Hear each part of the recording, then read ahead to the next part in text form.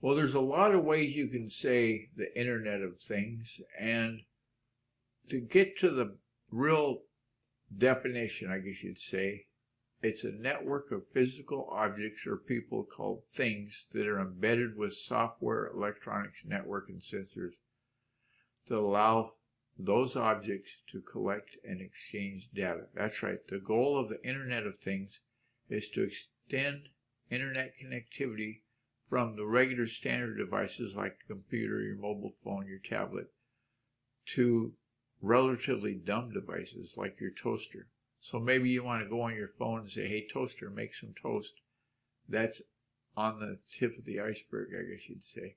Take a look at the show notes, won't you please, at theguyarcookreport.podbean.com. I've got a link in there from Guru99 that has the Internet of Things tutorial for beginners. It'll explain it a lot better than I've had time for today. Thanks for taking time out of your day for this episode of the Guy R. Cook Report. It's a wrap.